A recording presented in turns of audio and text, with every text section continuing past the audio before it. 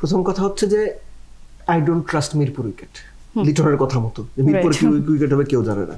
So এটা একটা বড় সেটব্যাক। আপনি নিজেই যখন জানবেন না আপনার মাঠের উইকেট কি হচ্ছে, তখন কিন্তু আপনার জন্য চ্যালেঞ্জটা আরো বড়।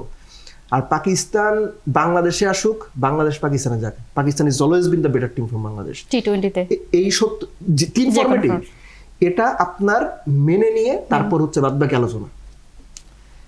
সোহানকে যদি নেওয়া হয়, কার জায়গায় আপনি খেলাবেন? তাও হিজরিত হয় বা ধরেন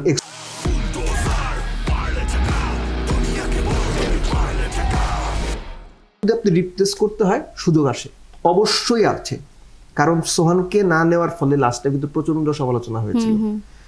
সোহান পারফর্মার, তাকে যদি আপনি না নেন, পারফর্মার ক্রিকেটারের ফর্ম থাকা অবস্থায় না নেন, আপনি কখন নেবেন? খালেদের কথা বলছিলেন। এই সিরিজে সত্যি কথা তাসকিনকে আবার ফিট মনে হয়নি। শুধু ফিট না, মানে he is not even in rhythm.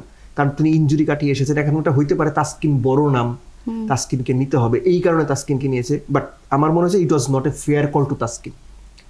তাসকিনের জন্য ব্যাপারটা ফেয়ার কল ছিল না। কারণ তাসকিন তার বয়স বোধহয় 30-31 কাছাকাছি। তিনি তার কাছ থেকে বেস্ট পসিবল সার্ভিসটা নিতে হলে তাকে আরো যত্ন করে খেলানো উচিত, তাকে প্রতি আরো যত্নশীল হওয়া উচিত। এটা আমি ফিল করি যে এখন কিন্তু তাসকিনরা আপনি 3 ফরম্যাটে একইভাবে খেলাইতে পারবেন না। So probably it was a wrong call to pick Taskin now. হ্যাঁ, কারণ এক ম্যাচ খেলে কিন্তু সেটা আমরা দেখছি।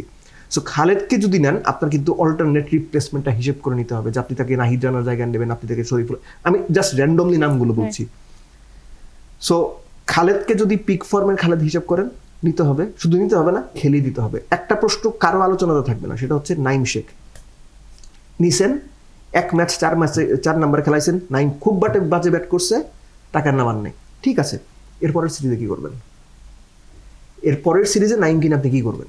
আমি এইটা দেখতে চাই যে নির্বাচকরা নাইমকে নিয়ে অ্যাকচুয়ালি কি করে। এবং তাওহিদ হৃদয়, এই যে আপনি শুরুই করেছিলেন আলোচনা তানজিদ তামিমের ব্যাটিং দিয়ে, কারণ কি that was absolutely brilliant batting.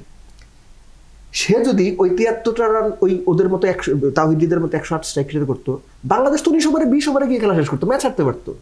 So এই ধরনের ব্যাটিং, এই যে 107 স্ট্রাইক থেকে দলের অবস্থা ভালো, এগুলো আড়াল পড়ে যায়, এগুলো চাপা পড়ে যায়, এগুলো বাজে ব্যাটিং।